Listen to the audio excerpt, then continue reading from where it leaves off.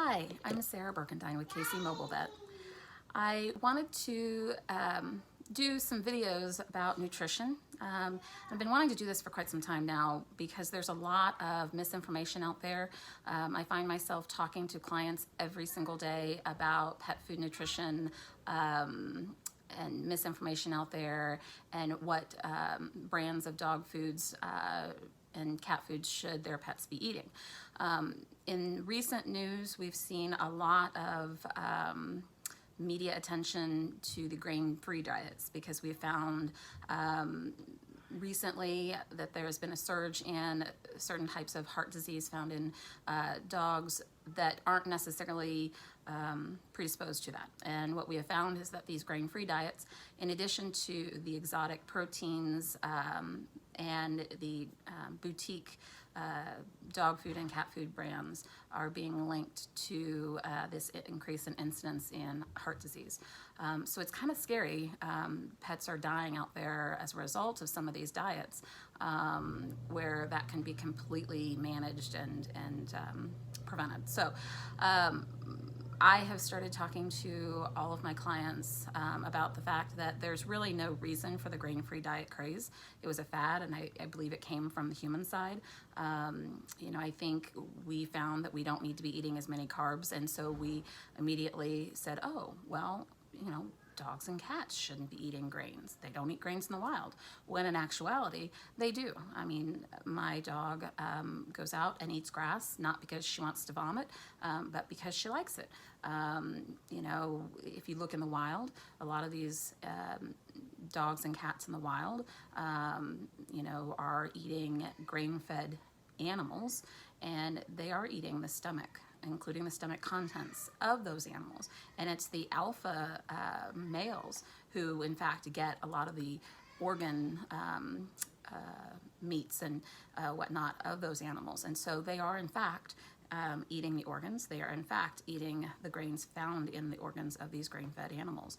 So I'm not sure where the misinformation is stemming from, but the current problem is that they don't, in fact, need a grain-free diet unless they have been diagnosed as being allergic to grains, which food allergies in dogs and cats is much, much less common than it's being reported online, and certainly much less common than I'm hearing, every second person, on the street saying, oh, my animal is sensitive to certain foods.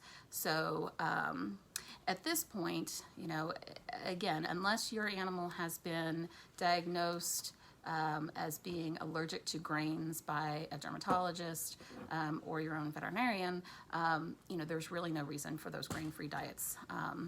And in fact, we've seen this incidence in heart disease.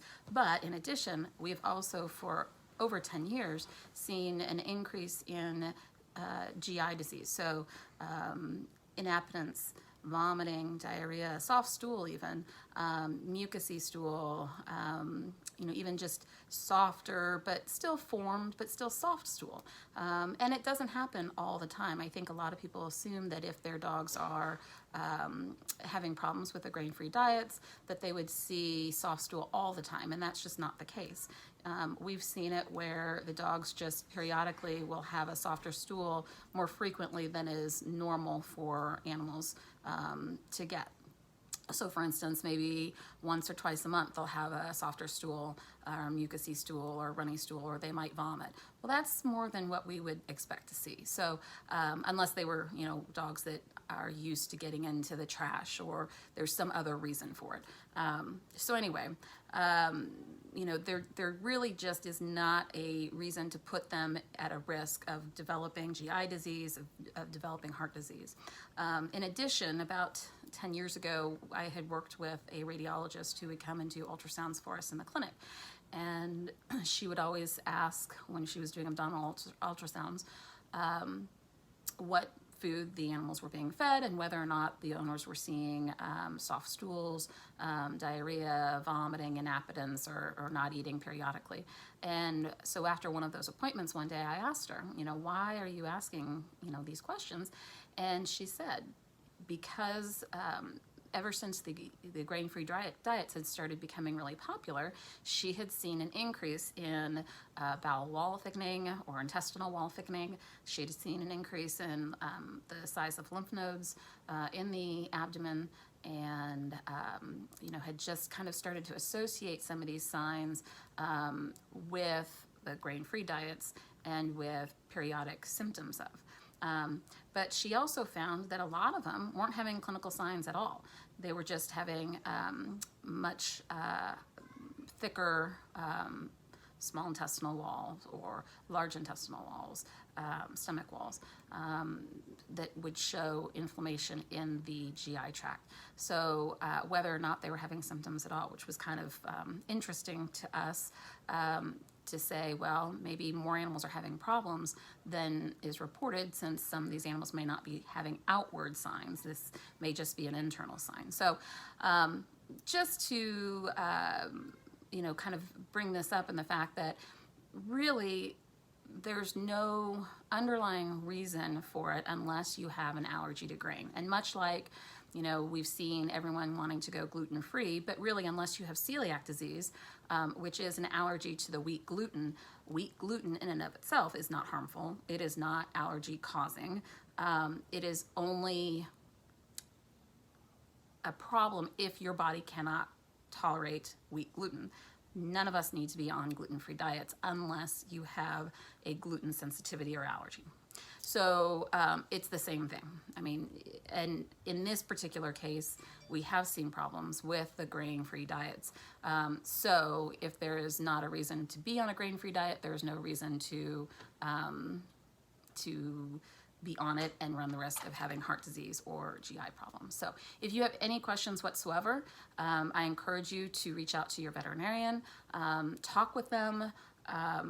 If you have found that your animal does better with the grain-free diets, it also may be the fact that some of the grain-free diets are also unique proteins. So if you have food allergy in a dog or food allergy in a cat, the more likely allergens, are typically your proteins than your dairy or soy. So what I have found is that when I've questioned people who said, oh, but my dog did so much better, was much less itchy with the grain-free diet, when I questioned what flavor or protein was being used, they had also changed the protein. And so I highly suspect that in that particular case, it was the protein that was changed, and that was why the animal responded. So anyway, feel free to reach out to me or my director/assistant, Scarlett, if you have any questions whatsoever, or your own veterinarian. I encourage you to always ask us, because there's so much misinformation on the internet. I always say there's no lifeguard on that pool. So reach out to us. That's what we're here for. We're happy to help. All right. Take care and happy Sunday.